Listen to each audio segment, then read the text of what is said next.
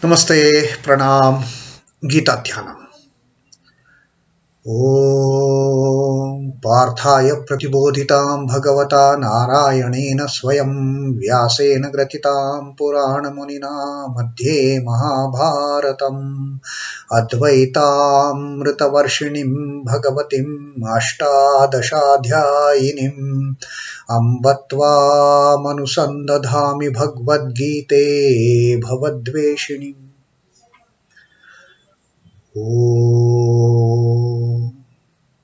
O Bhagavad Gita, with which Lord Narayana himself gave enlightenment to Arjuna. The ancient sage Vyasa included it in the Mahabharata. O Goddess, showerer of the nectar like knowledge of non-dualism contained in your 18 chapters. O my affectionate mother, the destroyer of rebirth, I meditate upon thee. Krishna Vandana. Vasudeva Sutam Devam Kansachanuramardanam Devaki Paramanandam Krishnam Vande Jagadgurum. Son of Vasudeva, the slayer of Kansa and Chanur, extreme delight for Mother Devaki, O Lord Krishna, the supreme teacher of the universe, my salutations to you. Srimad Bhagavad Gita, the 7th Adhyaya of Dnyāna Vidyaan Yoga, and today we will be reading the 18th Shloka. The previous Shloka, Sri Krishna categorically told us, clearly without any reservations, he told us that among the 4 types of people who worship me, who is the best, who excels? Among the Artha, among the Jidnyasu, among the Artharthi, and among the Jñānī, undoubtedly, Sri Krishna says that jñānī excels. Why? Because jñānī has got that deep devotion, steadfast devotion, and one-pointed devotion.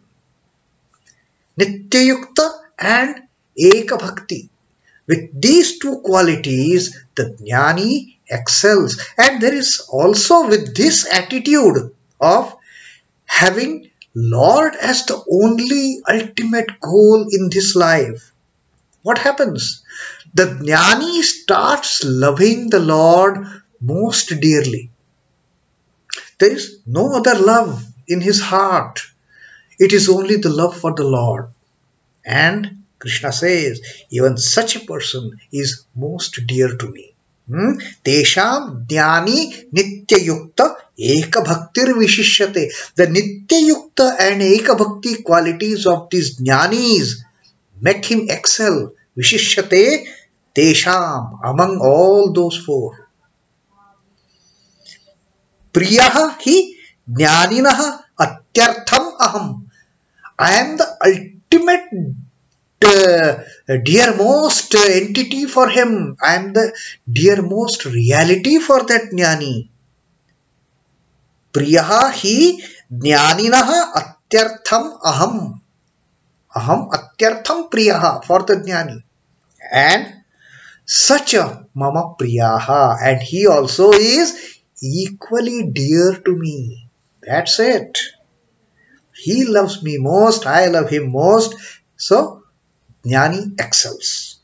Now, Sri Krishna loves these kind of knowers, these kind of, the beings who are on the path of realization, who have awakened their sense of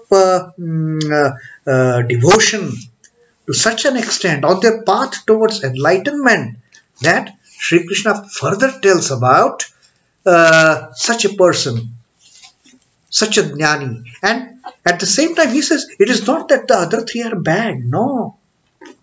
The other 3 are also good. And this is what Sri Krishna tells in this 18th Shloka that we are going to read today. Udārāḥ sarva evaite jñānī tvātmaiva matam āsthitaḥ sahi yuktātmā evānuttamāṁ gatim. Udārāḥ sarva evaite. Among the 4 categories, yes, I have told you jñānī is the best, but that doesn't mean the remaining 3 are gone cases. No.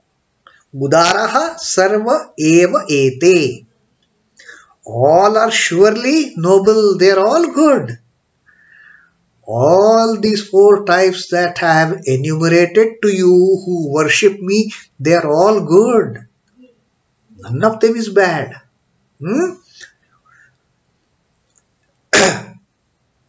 udārāḥ sarva evaite jñānī tvātmaiva me matam.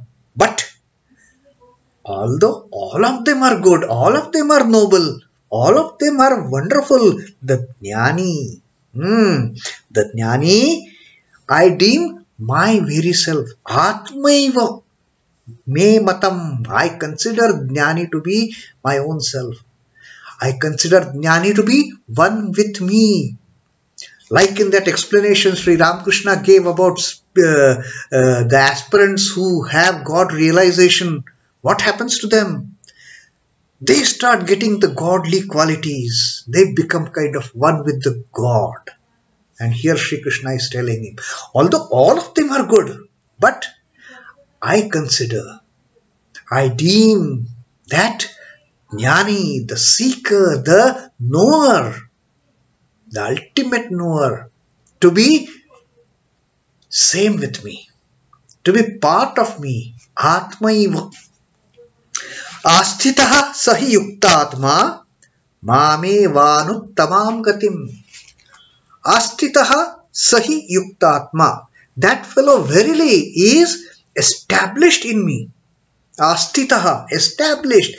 Constantly he dwells only in my thoughts. In his mind, there is no place for any other thing. In his mind and thought and heart, it is nothing but the Lord, the Divine Mother, the ultimate reality. āsthitaḥ sahi yuktātmā māme evānuttamāṁ gatim. Mam evānuttamāṁ gatim. Anuttamāṁ gatim is the supreme goal. For that person, Mam evānuttamāṁ gatim. I am the only supreme goal for that person. All other things in this universe, all other things in this world, all other things in this creation, they are immaterial to him. His entire goal, his goal for living, his goal for existence in this universe is but me. And therefore Sri Krishna says, although all these four, they are good, no doubt. Noble indeed are all these.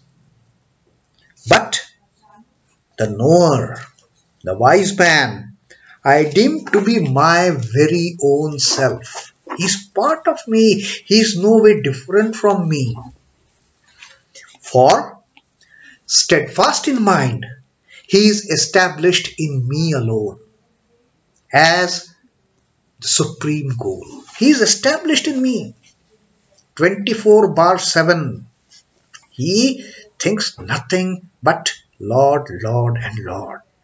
And for him, I become his supreme goal of his existence. And therefore, that the jñānī, that knower, he becomes one with me. Now coming to think of this, that the other three are not bad, Sri Krishna says. They are also good. When in the Dhyana Yoga, when Arjuna had asked that supposing people have started walking, treading this path of dhyana, of knowing the ultimate reality, but somehow, because of some reason or other, they become yoga bhrashta, they fall from this path. What happens to them? Are their efforts waste? Shri Krishna says no. And there also he had told, even those who become unsuccessful on this path of knowing the ultimate truth, who don't succeed in knowing the ultimate reality, it is not that they are failures. They have already set off on this journey. They are not bad. For them, there is still hope. If not in this life, maybe in the next life, maybe in the next life, maybe in the next life. And that assurance Sri Krishna has given in with the word Partha naiveha namutram vinashastasya vidyate. There is no vinasha for them. Don't worry about it. They are also good. Although they have not succeeded, although their intent may not be exact, as strong as the ultimate seekers, ultimate knowers. But that doesn't mean that they are not going to meet the end. So here also Sri Krishna says, all the people who have started worshipping me for whatsoever reason, maybe it is because they are in distress, maybe it is because the interest of knowing me has just kindled in their hearts, in their minds, in their intellect. With that spark of an interest, they have started worshipping me. Or even if they are worshipping me for gaining something from me, even they are good because they have started worshipping me. They too are good. They are noble. They are not, gone cases. They are udārāḥ. They are very good. But among those good, better, the jñānī is the best. They may be good and better. The artha and artha-arthi may be good. The jñāsu may be better. But jñānī is the best. Sri Krishna says. Why? Because for him there is no other goal in this existence but me. For him, he is ever established in me. His devotion to me is so steadfast. There is no other thought in the mind of such a knower. No other thought than the thought of the Lord. So it is 24/7 relationship of a devotee and the Lord, of the worshipper and the deity. What else? One needs them in this world. No material gains are required, no material riches. Whatever is required, God himself will provide, the mother herself will provide. They don't have to worry about their livelihood. Where is my roti? Where is my dal? Where is my chawal? They don't have to worry at all. They become one with the Lord. And Sri Krishna says, for me, such people, such jñānīs, they are verily part of myself. They are no way different. I don't consider them to be different from me at all. So that is the 18th shloka. One. Let us see what Swami Chidbhavananda ji has to say on this, and later we will see what is Sri Ramakrishna's views on this. The devotees are all favorites of the Lord. All devotees are Lord's favorite. At whichever stage of success they may be in their nearness to God. They may be 100 miles away or just next step to the Lord. All devotees are always dear to the Lord. Among them again, he who practices the devotion of non-separation stands foremost. One who considers oneself to be one with the Lord, all the time there is the thought of nothing but Lord in his mind. For that kind of a person, there is no other reality than the Lord. He is one with the Lord.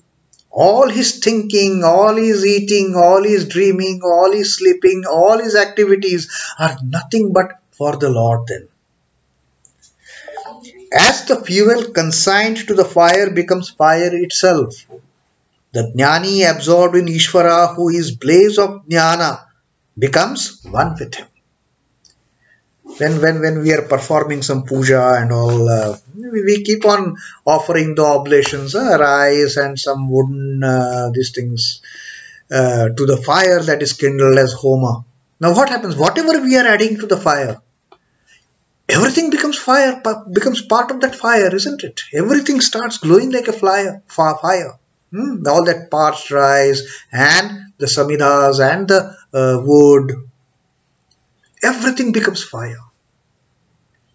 Once that offering enters the fire, there is no distinction of that is fire of the rice, that is fire of the wood, or that is fire of the oil.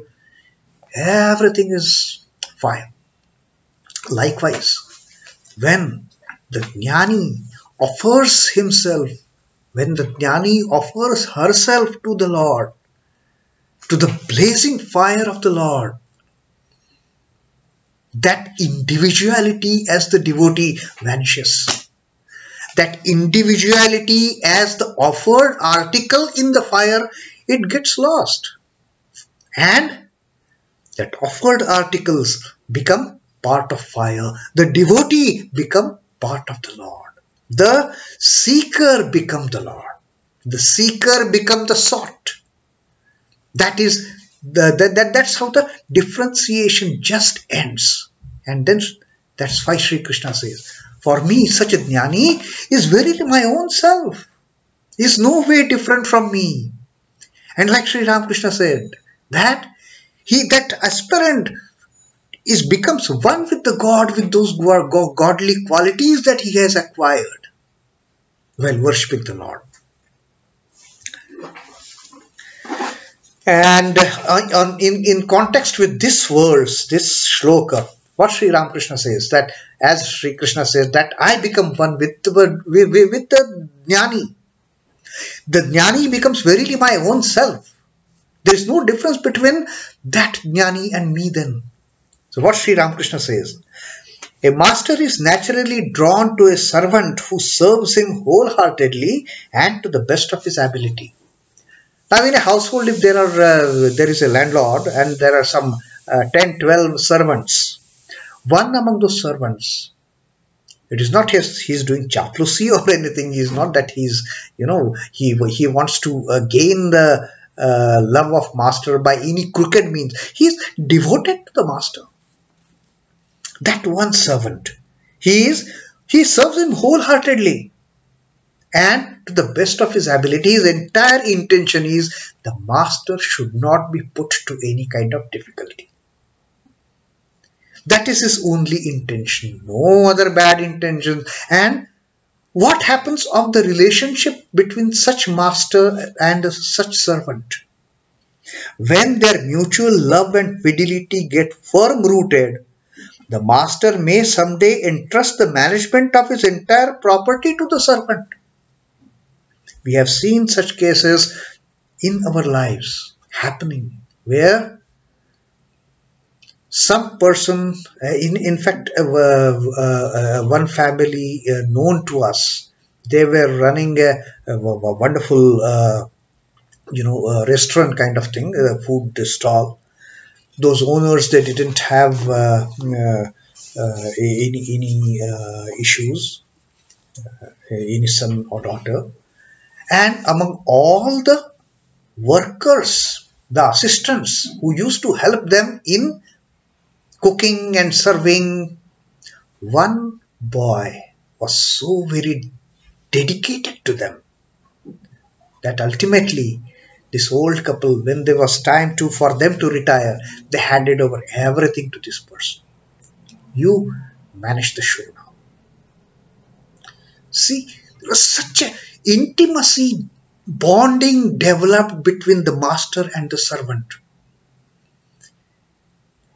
And that old man used to say, I don't consider him as my servant at all. He's like me. He's my son.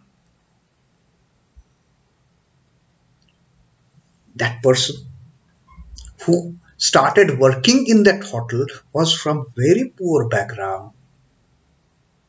And look at the efforts of his dedication. So that's what Sri Ramakrishna is also saying. That one day the master will, when their mutual love and fidelity get firm rooted, the master may someday entrust the management of his entire property to the servant. Come, my child, take care of it. Akin to this act of man, The Lord holds his devotee as his own self. Just like these human relationship, the Lord and devotee relationship, it excels to a great extent then. Then the Lord says, oh, this devotee is no devotee at all. Now he is part of me. What more a devotee would want then? Nothing.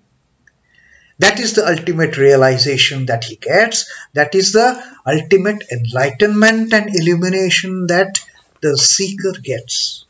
There is nothing more to be gained in this life then. Whatever gains, all gained already. That kripa of the Lord, that oneness with the Lord, where Lord says, he is my own. That is the ultimate of goal of any devotee, because the devotee, the seeker, has kept Lord as the supreme goal. Since the Lord has become supreme goal, the devotee attains that supreme goal. He becomes one with that goal. The devotee becomes one with the Lord. So that was such a beautiful 18th shloka of the Jnana Vidyaan Yoga of Srimad Bhagavad Gita, the 7th adhyaya. Om Namo Bhagavate Vasudevaya. Sri Krishna Arpanamastu. Jai Sri Ramakrishna. Jai Thakur. Jai Ma. Jai Swami Ji.